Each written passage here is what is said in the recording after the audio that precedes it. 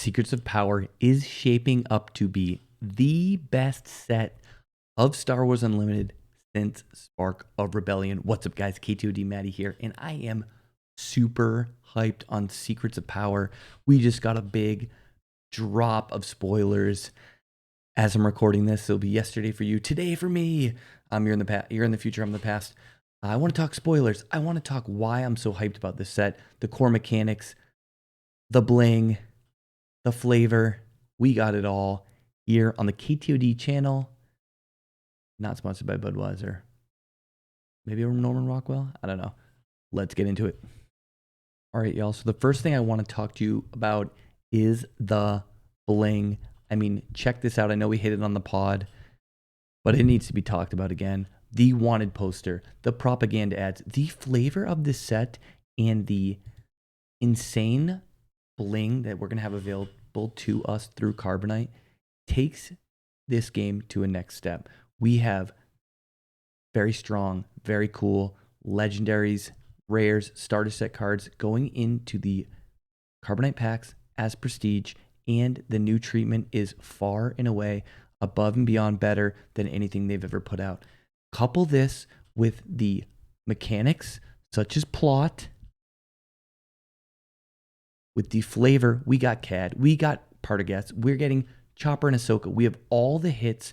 I love that FFG is delving into this underworld aspect of Star Wars. It's not always, well, it is Luke and Han because they're some of the best in the game between the unit and the leaders, but it's not all fantasy or space opera. We're getting nitty gritty, and that's why I love this game. I think it's so cool that they have really doubled down on this aspect of Star Wars, and I think that these treatments are going to be the new era of prestige. No more blank, kind of flavorless backgrounds. Sorry, Legends of the Force, even though you had some really cool cards, didn't really pop.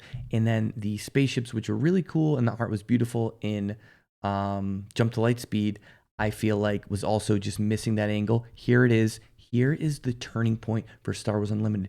This set, I'm telling you, is going to be the crux of the new era of Star Wars. Just wait. All right, so the next reason I think that Secrets of Power is going to absolutely pop off is limited. I think this set is going to be unbelievable and limited, mainly around its new core keywords.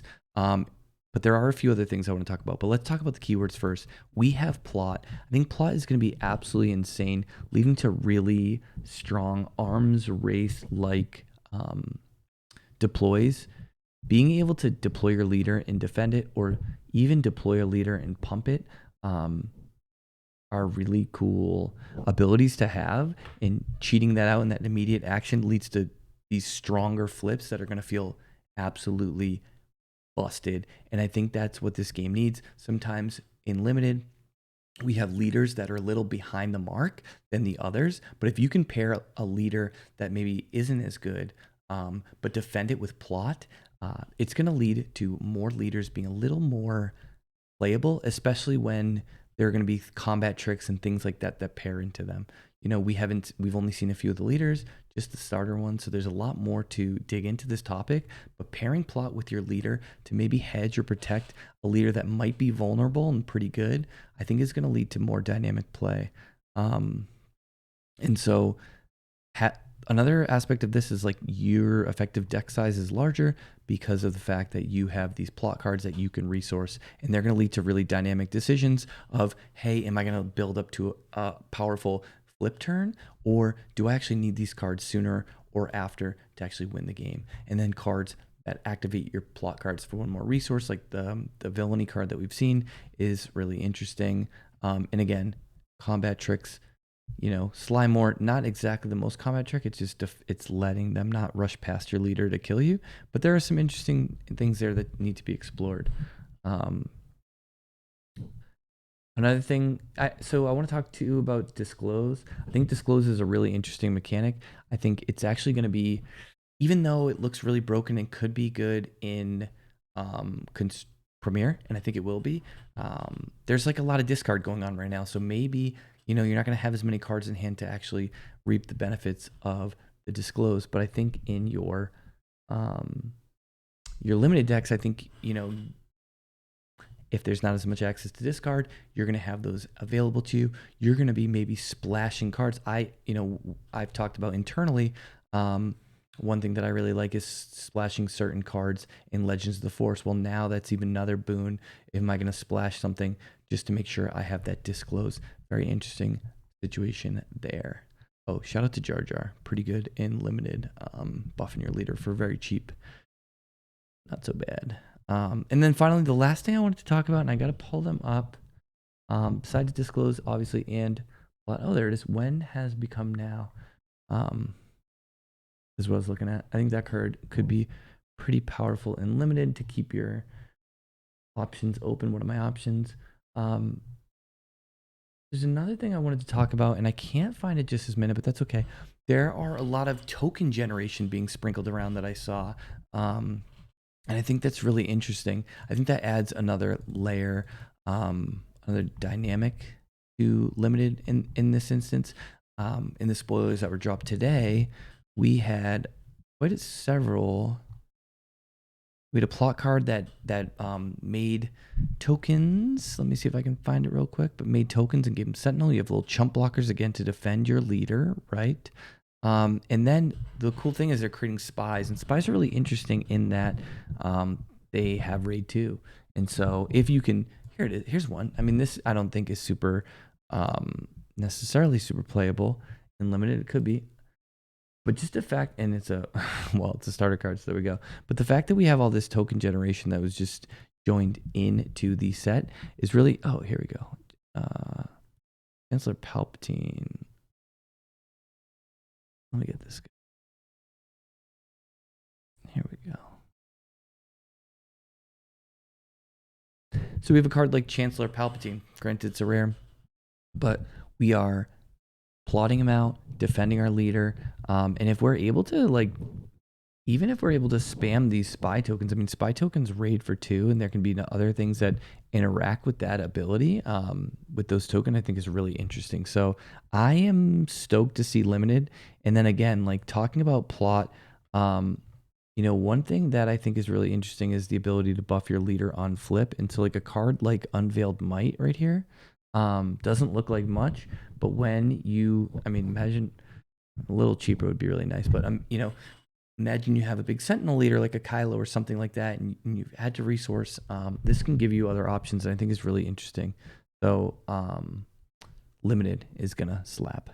So we've talked about prestige, we've talked about limited. I got one more thing to talk about. Power creep. I think power creep, in terms of the first turn play, started to creep in last set with cards like Gungi, a 2/5, Force Jedi right off the rip. Is pretty insane. And green hero is not relenting. We got Mina pretty much on the downside. She's a Yaddle, which is a very playable and good card. But on the upside, she's able to be as good as, like Yoda is when he dies, which I think is really insane. And then another card, talk about not being able to find them, but like spy token generation, I think is really interesting. Bale can be in this very aggressive strategy where you're spamming tokens. You could even do like a double yellow Palp legendary. Yeah, that's probably a little too crazy, but you know what I mean. Spamming tokens, getting them out there, using discard. Heck, you could even put him with Padme to go ahead and ping something. And if you want to get a little crazy in Premiere, Padme plus say the new R2 from yellow R2 that discards a card and all that. That's a pretty good ping Tarkin Town play right off the rip. And then we got Mon Mothma.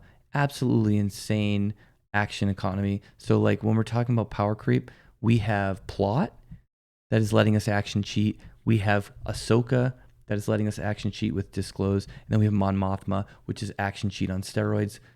Put her in your weenie deck or with all your, if you're token spamming, something like that. You don't need to hit base.